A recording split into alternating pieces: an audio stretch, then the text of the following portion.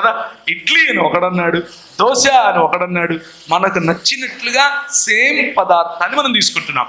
అలాగే బైబిల్ను మనకు రుచికరంగా మనము దాన్ని వండుకొని తినచ్చు. Bread, your word is bread to me. నీ వాక్యము నాకు ఆహారం, నాకు రొట్టె కదా. ఆ రొట్టెను ఎలాగైనా వండుకోవచ్చు. ఇంతకుముందు నేను చెప్పినట్లుగా ప్రాక్టికల్ ప్రశ్నలు సమాధానం తెలుసుకోవడం కోసం చదవచ్చు. దేవుని చిత్తమును సమగ్రంగా తెలుసుకోవడం చదవచ్చు. మొత్తం బైబిల్ను ఫస్ట్ నుంచి లాస్ట్ వరకు చదవడానికి చదవచ్చు. కాన్సెప్ట్స్ నేర్చుకోవడానికి చదవచ్చు. పుస్తకముల వైజ్గా చదవచ్చు. ఇవన్నీ కూడా వెరైటీస్. వీటికి వేరు వేరు పద్ధతులు మార్కెట్లో అందుబాటులో ఉన్నాయి. కొంచెము మీరు సెర్చ్ చేస్తే చాలు తెలిసిపోతుంది. మోనోటనస్ అంటే బోరింగ్ ఎప్పుడవుతుంది అని అంటే, ఫస్ట్ నుంచి లాస్ట్ వరకు నేను చదవాలి, ఈ సంవత్సరం చదివేసి నేను అందరికీ చెప్పాలి నేను 10 సార్లు బైబిల్ చదివాను. చదువుతావు, ఏం తెలియదు లోపల ఏముందో. ఊరికే చదవాలని చదివితే ఏం లాభం ఉండదు. రుచికరంగా చదవాలి. రుచికరంగా చదివితే అది మనకు చాలా ఉపయోగపడుతుంది. షార్ట్ పీరియడ్లో ఎలా సువార్త ప్రకటించాలి. సువార్త ప్రకటించడానికి ఏ షార్ట్ పీరియడ్ లాంగ్ పీరియడ్ అనేవి ఉండదు. సువార్త అన్నది దేవుని రాజ్యములోనికి రమ్మని ఆహ్వానించటమే. ఆహ్వానించిన తర్వాత శిష్యులను చేయాలి మనం. సువార్త అన్నది కూడా శిష్యత్వములో భాగం. మనమేమనుకుంటాం అంటే ఒక మెథడ్ ఏంటి అని అంటే, ఫస్ట్ ప్రీ ఇవాంజలిజం, ఆ తర్వాత ఇవాంజలిజం, ఆ తర్వాత డిసైపుల్షిప్ అని అనుకుంటాం. అలా ఏముండదు. ప్రభు అయిన యేసు క్రీస్తు ప్రకటించిన విధానం ఏమిటి అంటే, మీరు సర్వ సృష్టికి, ఆ తర్వాత ఏం చేయాలి, వారిని శిష్యులనుగా చేయుడి. ప్రకటించటము శిష్యులనుగా చేయటంలో భాగం. ఆయన చెప్పినది ప్రతి ఒక్కటి అభ్యసింప చేయటం సువార్తలో భాగం. నీ జీవితము, నీ నడవడిక, నీ మాటలు, నీ ప్రార్థన జీవితం అన్నీ కూడా సువార్త ప్రకటనలో భాగమే. తొందరపడి ఇప్పుడు నేను బస్ ఎక్కాను, 6 గంటలో దిగుతాను, నా చేతులు ఇలా కడిగేసుకుంటాను. ఏమని, నమ్మకం బస్ దిగిపోయావు. దానివల్ల నీ కొరిగేది ఏమీ లేదు, ఆ అబ్బాయి కొరిగేదేమి. అలా అప్పచెప్పటము సువార్త కాదు. సంబంధాలు కలిగి ఉండటం. సంబంధాలు కలిగి ఉండి సరైన సమయంలో అవసరమైన భోజనం, అవసరమైన నిష్పత్తిలో ఇస్తే ప్రభువు దాన్ని గౌరవిస్తాడు. ప్రభువు దాన్ని ఫలింపచేస్తాడు. అలాగని చెప్పి మీరు చేసే చిన్న చిన్న ఎఫర్ట్స్ పని చేయడం నేను చెప్పట్లేదు. ఇంటెన్షనల్గా చేయండి. ఒక పథకం ప్రకారం చేయండి. ఒక ప్లాన్ ప్రకారం చేయండి. సంవత్సరంలో 2 చెప్పండి చాలు. ఆ 2 ప్రభు వద్దకు పట్టుకొచ్చే విధంగా చెప్పండి. సంవత్సరానికి 2 అని అంటే మీరు బతికినప్పటికీ 200 మంది పౌళ్ళు తయారవుతారు. 200 మంది పౌళ్ళు. ఆ 200 మంది ప్రతి సంవత్సరము 2 చెప్తే ఎంత సంఖ్య ఆలోచించుకోండి మీరే. నువ్వు వెళ్ళి స్టేజ్ ఎక్కి వేల మందికి చెప్పక్కర్లేదు. 2 చెప్పు చాలు. 2 members. Is it difficult for you? 2 యేసు ప్రభు గురించి చెప్పడం కష్టమా? 1 సంవత్సరంలో 2 చెప్పడం కష్టమా? ప్రశ్న అడిగారు, ఆన్సర్ చెప్పట్లేదుగా. చెప్తారా చెప్పరా? 2 ఈజీగా చెప్తావా అంటే ఏంటి చెప్పడం అంటే? సువార్త చెప్పడం అని అంటే యేసు ప్రభు నీకు వచ్చి చనిపోయాడు, తిరిగి లేచాడని చెప్పడం మాత్రమే కాదు. వారితో సత్సంబంధం కలిగి ఉండి దేవుని రాజ్యం గురించి ప్రకటించడం, ఆయన రాజ్య విలువలు చెప్పటం, యేసును ప్రభువుగా పరిచయం చేయటం, రాజుగా పరిచయం చేయటం, నాయకుడిగా పరిచయం చేయటం. మెల్లిమెల్లిగా అన్నోళ్ళ దగ్గర నేర్చుకోండి. నా జీవితం పట్ల దేవుడు కలిగి ఉన్న ప్రణాళిక ఎలా తెలుసుకోవాలి? దేవుని ప్రణాళిక, దేవుడిచ్చినటువంటి బైబిల్ గ్రంథంలో నుంచి అందరి కోసం ఉన్న ప్రణాళిక అదే. జనరల్ విల్ అని అంటారు. జనరల్ చిత్తము. ఇందులోనే దేవుని చిత్తం కనుక్కోవడానికి ఇంకొక ప్రశ్న కూడా ఉంది, అది కూడా ఇదే. దేవుని చిత్తము అన్నది జనరల్గా రివీల్ అయినటువంటి, అందరి మానవులకు ఉపయోగపడే 66 పుస్తకాలు అయినటువంటి బైబిల్ గ్రంథంలోనే ఉంది. ఈ జనరల్ చిత్తము ఏంటి? ఆయన యందు నిలిచి ఉండటం. ఆయన యందు నిలిచి ఉండటం అంటే ఏమిటి? ఆయన చెప్పింది చేయటం. ఆయన చెప్పింది చేయటం అంటే ఏమిటి? ఆయన రాజ్యమును స్థాపించటం. పరలోకమందున మా తండ్రి, నీ నామము పరిశుద్ధపరచబడును గాక, నీ రాజ్యము ఎవరు తెస్తారు? నువ్వే తేవాలి. ఆయన రాజ్యమును తీసుకుని రావటం, ఆయన రాజ్యమును నువ్వు బ్రతికే ప్రాంతంలో స్థాపించటం, ఇది దేవుని చిత్తం. మంచిగా అన్నం వండింది, తెల్లగా పువ్వుల మాదిరి ఉంది. గోంగూర పప్పు చేసింది. గోంగూర పప్పులో పక్కనే కొంచెం నిమ్మ చట్నీ వేసింది. ఆ నిమ్మ చట్నీలో వేడి వేడి అన్నంలో అమ్మ తీసుకొచ్చి నెయ్యి వేసింది. ఇప్పుడు పెట్టుకొని ప్రభువా నేను తినాలా వద్దా అని ప్రార్థన చేస్తావా? ప్రార్థన చేస్తావా? ఎందుకు? ఆకలి అవుతుంది, అన్నం ఉంది, తినాలా, అంతే. అది దేవుని చిత్తం కూడా. కానీ మీ నాన్న ఉన్నాడు, అదే అన్నం, అదే పప్పు, అదే నిమ్మ చట్నీ, అదే నెయ్యి, కానీ నాయనకు షుగర్ ఉంది. అమ్మ ఏమంటది? జరాగు అంటది. అవునా కాదు? ఎందుకు? షుగర్ ఉంది కాబట్టి. సందర్భాన్ని బట్టి, మనమున్న సిచ్యువేషన్ని బట్టి దేవుని చిత్తంలో మనము వెసులుబాటు వెతుక్కోవాలి. భోజనం చేయటం దేవుని చిత్తం, కానీ మనకున్న సందర్భాన్ని బట్టి దాన్ని ఎంత చేయాలి అన్నది దేవుడిచ్చేటటువంటి జ్ఞానం చేత మనం తెలుసుకోవచ్చు. అర్థమవుతుందా? చాలా ఈజీ. మనకు బయలుపరచబడినటువంటి బైబిల్లో ఉన్న చిత్తాన్ని జరుపుకుంటూ వెళ్ళిపోతే, దేవుని రాజ్య నియమాలను జరుపుకుంటూ పాటిస్తూ వెళ్ళిపోతే, స్పెసిఫిక్గా ఉన్నటువంటి చిత్తం, ముఖ్యంగా పెళ్లి గురించి, ముఖ్యంగా కెరియర్ గురించి, ఏ ఉద్యోగంలోకి వెళ్ళాలి, ఏం చదవాలి, ఎవరిని పెళ్లి చేసుకోవాలి అన్నటువంటి సందర్భాల్లో దేవుని నియమాలను ప్రత్యేకంగా ఉంచుకుని, మిగిలిన పెరిఫెరల్స్ అంటే పైపైన ఆకులైనటువంటి వాటి గురించి మీ కుటుంబము మీరు కలిసి కూర్చుని మాట్లాడుకుని తీసుకునే నిర్ణయం పైన ప్రభు ఆశీర్వాదం ఉంటుంది. అంతేగాని దేవుని చిత్తం కట్నం తీసుకోవడం కాదు. అది మాత్రం తీసుకుంటాను, కానీ దేవుని చిత్తం కావాలి. దేవుని చిత్తంలో కులం లేదు, నాకు నా కులపోడే కావాలి. దేవుని చిత్తంలో ఒక పురుషుడిని పెళ్లి చేసుకోకూడదు, ఒక పురుషుడు స్త్రీనే పెళ్లి చేసుకోవాలి. నేను ఒక పురుషుడిని పెళ్లి చేసుకుంటాను, దేవాన్ని చిత్తం చెప్పంటే అది కుదరదు. మన కర్మ ఏంటంటే ఈరోజు ఇది కూడా చెప్పాల్సి వస్తూ ఉంది. ఎందుకంటే సుప్రీంకోర్టు చెప్పింది కదా, మన దేశంలో పురుషుడిని పెళ్లి చేసుకోవచ్చు, స్త్రీని పెళ్లి చేసుకోవచ్చు. కానీ బైబిల్ గ్రంథము దానికి ఒప్పుకోదు. అది దేవుని చిత్తానికి వ్యతిరేకం, సహజత్వానికి వ్యతిరేకం. కాబట్టి దేవుని నియమాలు బైబిల్లో ఉన్నవి చీకటికి వెలుగుకు సంబంధం లేదు. ఒక విశ్వాసినే వివాహం ఆడాలి. ఒక అవిశ్వాసిని వివాహం ఆడితే ఎలా ఉంటుందంటే, ఇప్పుడు నువ్వు పైన ఉన్నావమ్మా, దీనిపైన ఉన్నావు, నువ్వు కింద ఉన్నావు, నువ్వు దారం వేసావు తాడు, నువ్వు ఆమెను లాగడం ఈజీనా, నువ్వు ఈమెను లాగడం ఈజీనా? కిందున్నోళ్ళు పైన వాళ్ళని. పెండిలో కూడా ఇదే జరుగుతుంది. ఆత్మీయంగా నువ్వు ఎక్కడున్నావు? ప్రభువుని తెలుసుకొని వారు ఆత్మీయంగా ఎక్కడున్నారు? నువ్వు వాళ్ళను గుంజడం ఈజీనా, వాళ్ళు నిన్ను గుంజడం ఈజీనా?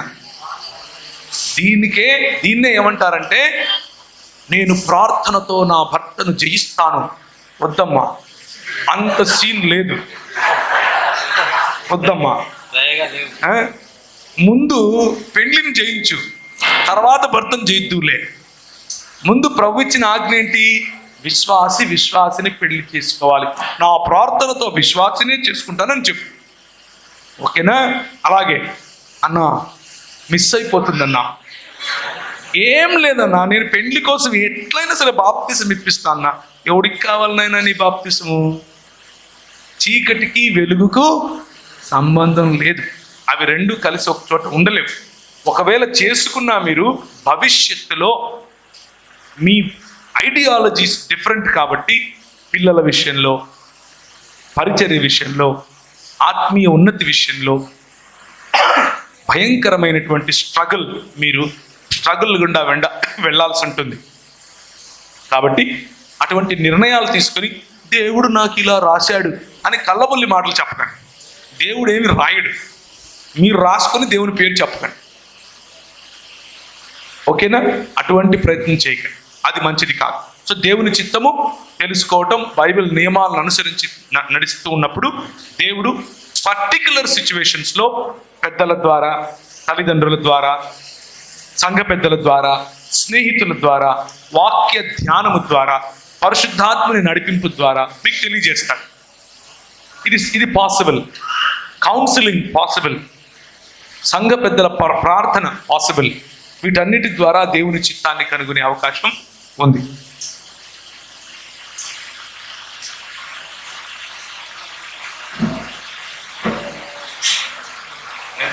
టైం అయిపోయినట్లుంది కదా. అన్ని జనులు విగ్రహాలను పూజిస్తున్నారు కదా, మరి వారి కోరికలు అక్కరు ఎలా తీర్చబడుతున్నాయి? కోరికలు ఎవరికైనా, కానీ దాని అర్థం ఏంటంటే ఇప్పుడు ఒకటి నాకు ఫలానా అంతేకాని ప్రతి సిచ్యువేషన్లో కూడా, ప్రతి చిన్న విషయంలో కూడా దేవుడు కూర్చొని క్యాల్కులేషన్ చేసి నీకు ఎస్ నో చెప్పి అడ్వానీని రిచ్ గాను మనల్ని పూర్గాను పెట్టాడు అని అనుకుంటే కుదరదు. అలా పని చేసిన వాడు ఆ పనికి పాత్రుడు జీతానికి. అదొక నియమం. నువ్వు విత్తితే కోస్తావు, అదొక నియమం. సో నియమానుసారంగా లోకమును జరిగిపోతూ ఉంటుంది. ఓకే, స్కూల్స్లో రామాయణం మరియు రామదాసుల గురించి చెప్తారు, ఎగ్జామ్స్లో కూడా ఇస్తారు. ఎందుకు వీరికి ఇంత ప్రాధాన్యత చూపిస్తారు? ఎందుకు అనంటే మన దేశంలో విద్య అన్నది, విద్య గురించి నిర్ణయించే వారిలో నువ్వు నేను లేం కాబట్టి. మనం ఏం కావాలి? మనకు ఎలిమెంటరీ స్కూల్లో 5,000 ఇచ్చే ఉద్యోగం అయితే చాలు, మనం అక్కడే ఆగిపోతాం. ఎలిమెంటరీ స్కూల్లో ఏం బోధించాలి అని ఎవరు నిర్ణయిస్తారు? వాళ్ళు నిర్ణయిస్తారు. ఎందుకు? వాడు ఐఏఎస్ అయి ఉంటాడు, వాడు ఐపీఎస్ అయి ఉంటాడు, వాడు స్టేట్ సెక్రటరీ అయి ఉంటాడు, వాడు ఎడ్యుకేషన్ మినిస్టర్ అయి ఉంటాడు. మనం ఇవన్నీ చేయం. ఎందుకు? నేను భక్తుణ్ణి హై, నేను భక్తుణ్ణి హై, సంకలో బైబిల్ పెట్టుకుని సువార్త చెప్తాను హై. అట్టే ఉండండి. ఇంకా ఛాలెంజ్ తీసుకుంటే ఈ దేశంలో ఎవరు ఎప్పుడు ఏ చదువు చదవాలి టైం లేదు. ఇంకా ఎన్నింటికి తీసుకుపోవడమే. ఎవరు ఎప్పుడు ఏ చదువు చదవాలి అని నిర్ణయించాల్సింది ఎవరు? నువ్వు నేను నిర్ణయించాలి. ఈ దేశంలో అసలు విద్యా బోధన మొదలుపెట్టిందే క్రైస్తవ సంఘం. మొట్టమొదటి స్కూల్ కట్టింది మనం, మొట్టమొదటి యూనివర్సిటీ కట్టింది మనం, మొట్టమొదటి కాలేజ్ కట్టింది మనం, మొట్టమొదటి స్త్రీలకు సపరేట్గా కట్టింది మనం, జనానా అనేటటువంటి విద్యా సంస్థలు కట్టింది మనం, మొట్టమొదటి ఐటీఐ మంది, మొట్టమొదటి మెడికల్ కాలేజ్ మంది, మొట్టమొదటి లా కాలేజ్ మంది. ఇలా చూసుకుంటూ పోతే ఎడ్యుకేషన్లో ప్రతి ఒక్కటి మొట్టమొదట చేసింది మనమే. కానీ ఈరోజు మనం ఏమనుకుంటున్నాం? వాళ్ళు రామాయణం చెప్తున్నారు హై, నేను ఏం చేయాలా హై. ఎందుకు మనం ఇలా ఉన్నాము అనంటే, మనము దేవుని రాజ్యాన్ని మతం వరకే, కేవలం మతం వరకే సంకుచితం చేసేసాం. దేవుని రాజ్యం అంటే ఏంటంటే, ఈరోజు నువ్వు యేసు ప్రభువుని నమ్ముకో, పరలోకం పోతావు, అంతవరకే. మిగిలిందల్లా ఏంది? గుడ్డిలో దాన్ని ఏమంటారు, గుంపులో గోయిందా. నేను ఒకడిని అందరిలో. మనల్ని ప్రభువు తలలుగా చేశాడు, మనల్ని ప్రభు లోకమునకు వెలుగుగా చేశాడు, మనల్ని ఈ భూమికి ఉప్పుగా చేశాడు. మనము నిర్ణయించాలి చదువు గురించి, మనము నిర్ణయించాలి. ఇప్పుడు మా అమ్మాయికి పోయిన సంవత్సరం రామాయణం చెప్పారు, రామాయణం స్కూల్లో అనమాట. పుస్తకం తీసుకొచ్చింది, పాప ఏ జరా సంజావ్ అనింది. ఏందమ్మా ఇది అని అంటే, రామాయణం హై అనింది. అమ్మ రామాయణం చెప్తున్నారా నీకు? సరే. వాళ్ళు ఏమనుకున్నారు? రామాయణం చెప్పడము ద్వారా సాంస్కృతికంగా పిల్లల మనసులో మత మార్పిడి, అంటే స్థానిక మతానికి ఉన్నటువంటి విలువలు వేద్దాం అని వాళ్ళు అనుకున్నారు. నేనేమనుకున్నాను? What a great opportunity this is అని. వాళ్ళు ఎంత చెప్పారో అంతనే చెప్పాలా, రామాయణం మొత్తం చెప్పాను, మొత్తం చెప్పాను ఫస్ట్ నుంచి లాస్ట్ వరకు. అంతా అయిపోయినాక నా బిడ్డ అడిగింది, అదేంది కోత ఎట్లా మాట్లాడుతుంది, నీకు అర్థమైపోయింది కదా చాలన్నా. అర్థమైందా? అదేంది ఈయన దేవుడు ఎట్లయితాడు అనింది. ఇంకా నీకు అర్థమైంది కదా, ఇంకా చదువుకో, ఎంత చదువుకుంటావో. మనం భయపడక్కర్లేదు. ఎందుకు అని అంటే, వాళ్ళు ఎంత సిలబస్లో రామాయణ మహాభారతాలు పెట్టినా మనము కనుక స్టాండ్ తీసుకుని సంపూర్ణంగా చెప్తే, దాన్ని ఉన్నది ఉన్నట్టు చెబితే, అందులోనే మనం మన ప్రభువును ఘనపరచచ్చు. అందులో చూపించి మన బైబిల్లో ఉన్నటువంటి దేవుని ఘనత, దేవునికి ఉన్నటువంటి గొప్పతనాన్ని చెప్పచ్చు. వాళ్ళకు ప్రాధాన్యత ఎందుకు ఇస్తున్నారు అంటే మత మార్పిడి చేయటం కోసం. ఓకే, మన పిల్లల మనసుల్లో క్రైస్తవేతర భావజాలం జొప్పించటం కోసం. చోటా భీమ్ మీ పిల్లల్లో ఎంతమంది చూస్తారు? చేయొద్దండి. 1, 2, 3, 4. చోటా భీమ్ 5, 6, 7. చోటా భీమ్ ఎందుకు చేశారు అని అంటే మత మార్పిడి చేయడం కోసం చేశారు. బేసిక్గా ఈ భీమ్ అనేవాడు ఏం చేస్తాడు అని అంటే వెళ్తాడు, ఒక లడ్డు తింటాడు, గిరగిర తిప్పుతాడు, కొడతాడు కిందికి. కొట్టంగానే వాడు హనుమాన్ అయిపోతాడు. మళ్ళా వాడికి వచ్చేప్పటికి రాముని లాగా అయిపోతాడు, వచ్చేప్పటికి కృష్ణ అయిపోతాడు. ఇవన్నీ ఎందుకు అనంటే సనాతన ధర్మంలో ఉన్నటువంటి ఐకాన్స్కు మీ పిల్లల మనసుల్లో జొప్పిస్తున్నారు. వాళ్ళు న్యాచురల్గా హిందువులు అయిపోతారు. అందుకు సో మీడియా యొక్క ఉపయోగం అలా ఉంటుంది. జాగ్రత్త పడితే మీ పిల్లలకు సత్యం చెప్పగలుగుతారు, లేకపోతే చోటా భీమ్ చెప్తారు. బాప్తిసం పొందక ముందు ఏదైనా పాపం చేస్తే దానికి కూడా లెక్క ఉంటుందా? పొందిన తర్వాత చేస్తే కూడా లెక్క ఉంటుంది. పొందక ముందు వాటికి ప్రభు అయిన యేసుక్రీస్తు ఏమంటున్నాడంటే, లేకపోతే బైబిల్ ఏమంటుంది అని అంటే, ఇప్పుడు క్రీస్తు యేసునందున్న వారికి ఏ శిక్ష విధియు లేదు అని ఉంటుంది. అంటే అర్థం ఏంటి అని అంటే మీ పాపములన్నిటికీ కూడా ప్రాయశ్చిత్తం ప్రభు అయిన యేసుక్రీస్తు నరకము అనే ప్రాయశ్చిత్తం, నరకము అనే పర్యవసానం ఉండదు.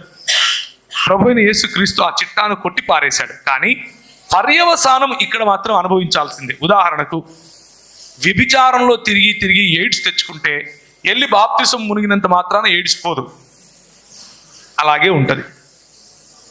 ఎందుకంటే పాపం వలన వచ్చిన పర్యవసానం అది. అర్థమవుతుంది కదా? కాబట్టి బాప్తిసమునకు ముందున్నటువంటి స్వభావము కంటిన్యూ అవుతుంది బాప్తిసం తర్వాత కూడా. యాక్చువల్గా బాప్తిసానికి దీనికి కూడా లింక్ లేదు. బాప్తిసం కంటే ముందు జరిగినటువంటి మారు మనస్సు అనుభవంతో మాట్లాడుతున్నాను. ఆ మారు మనస్సు అనుభవం తర్వాత కూడా 2 స్వభావాలను మనం తీసుకొని తిరుగుతాం. సో తీర్పు అన్నది మనము ప్రభువును అంగీకరించిన తర్వాత కేవలము నరకమా పరలోకమా అన్నది కాదు. దేవుని రాజ్యములో ఎంత ప్రాతినిధ్యం ఇస్తాడు, ఎంత బాధ్యతనిస్తాడు, ఎంత నిన్ను ఆయన వాడుకోగలుగుతాడు అన్న వాటిపైన తీర్పు జరుగుతుంది. బైబిల్ చదివేటప్పుడు ఇంకా ఇంట్రెస్ట్ రావాలంటే ఏం చేయాలి మనం మాట్లాడేసుకున్నాం కదా దీని గురించి. ఇడ్లీ, దోశ వగేరా. మనిషి మరణించిన వెంటనే నేరుగా తీర్పులోనికి వెళ్తాడా లేదా? దీనికి 2 రకాలైనటువంటి అభిప్రాయాలు ఉన్నాయి. రెండిట్లో ఏది తీసుకున్నా ఇబ్బంది లేదు. మనిషి చనిపోయిన తర్వాత పరదైసు అన్న ప్రాంతానికి వెళ్తాడు. ఆ తరువాత తీర్పు జరుగుతుంది. చెక్ అన్న ఒక స్కాలర్స్కి ఉన్నటువంటి ఒక అభిప్రాయం. ఇంకొక అభిప్రాయం ఏంటి అని అంటే అలా ఏం లేదు, చెరగా ప్రభు అయిన యేసు పట్టుకుని వెళ్ళిపోయాడు కాబట్టి ఇక డైరెక్ట్గా యేసు సన్నిధికే వెళ్ళిపోతాం, మనకు పరదైసు ఉండదు అన్నటువంటిది ఇంకొక అభిప్రాయం. రెండిట్లో ఏది జరిగినా కానీ మనకి ఇబ్బంది లేదు. క్రైస్తవ దృక్పథంలో మార్పు ఏమీ ఉండదు. మనిషికి, విశ్వాసికి తీర్పుగా, విశ్వాసికి దేవుని రాజ్యమును గురించిన ప్రాతినిధ్యంలో తీర్పు, అవిశ్వాసికి దేవుని రాజ్యము కాకుండా దేవుడు లేని ప్రదేశమైన నరకములోనికి వెళ్ళే తీర్పు అన్నది జరుగుతుంది. హౌ టు ఓవర్కమ్ టెంప్టేషన్స్, దేవుని శోధనలను అండ్ సాతాను శోధనలను తెలుసుకోవడం ఎలా, వాటిని జయించడం ఎలా. దేవుడు ఎప్పుడు శోధించడు. వింటున్నారా? దేవుడు శోధించడు ఎవరిని. దేవుడు పరీక్ష చేస్తాడు, పరీక్షిస్తాడు. శోధించటం అనంటే నిన్ను ప్రలోభ పెట్టడు. దేవుడు ఎప్పుడు కూడా పరీక్ష పెడతాడు. పరీక్షలో జయించాలి అనంటే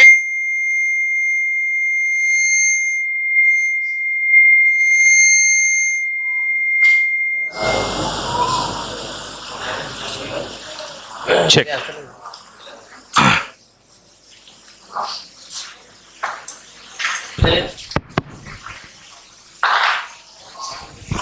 చెక్. పరీక్షలో జయించాలి. ఇప్పుడు మీరు 10th క్లాస్ పరీక్ష రాస్తున్నారు. 10th క్లాస్ పరీక్ష రాయాలంటే ఏం చదవాలి?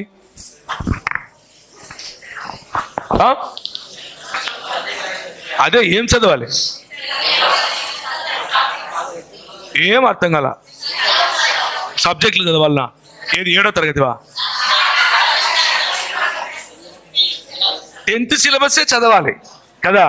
సో మనకు వచ్చిన పరీక్షను బట్టి మనం ఏమర్థం చేసుకోవాలి అంటే మనం ఏ స్థాయిలో ఉన్నాం అర్థం చేసుకోవాలి.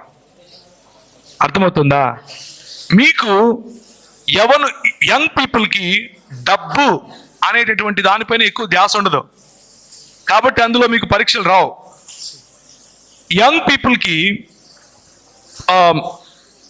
శారీరక ప్లెజర్ అన్న దాని మీద ఎక్కువ ధ్యాస ఉంటుంది కాబట్టి దాంట్లోనే పరీక్షలు వస్తాయి.